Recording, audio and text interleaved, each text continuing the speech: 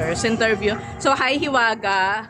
So, paano kanila in-approach na, yun nga, lalabas ka sa box, tapos nagkikita kayo? Lapitan po ako ng ano, tawag doon. Shift. Opo. Sabi ilalagay ko namin sa box. Okay lang po. Parang naisip ko parang gagawin yata akong ice cream. Nagulat ako yung pala sa stage. Ang sarap sa pakiramdam. Kala ko na nanaginip lang ako yung pala.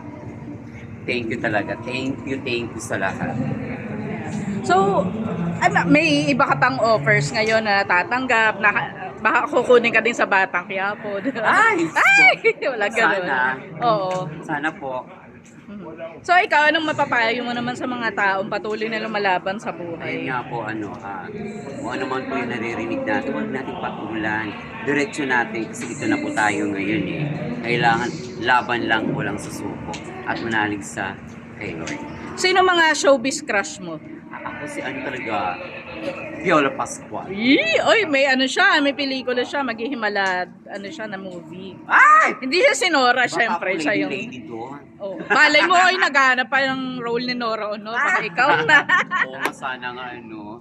Oo. So, yan, kakatapos lang ng Miss Universe, tinanong ko din to kay kay Diwata. Ano yung masasabi mo sa results? May kandidata ka bang gusto mo sana manalo? Meron naman sana. Kaso lang syempre, di ba, pag swerte-swerte talaga. Oo. Sino yung candidate mo? Si ito, nakalimutan Si Alexi Brooks din? Hindi. Oo, yun po. Talaga, pareho kayo ni Diwata. Alexi Brooks. Tapos Oo. pangalawa lang si Quezon Province. Kung pipili ka na artistang gaganap sa buhay mo, sino yon? Ako siguro si Vice Ganda talaga. Vice Ganda po. Ayan. So last na, ayan, ang isa pang trending issue yung kay Alice Go. Ano masasabi mo doon?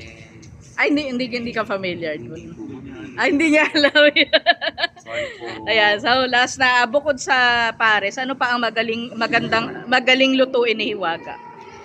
Yun po. Abangan na lang po nila, ma'am. Kasi marami Ay, kami surprise. ilalabas. Yun, oh. Magkakaroon po yung hiwaga ng twist. Okay. Ayan. Thank you po and God bless always po sa lahat.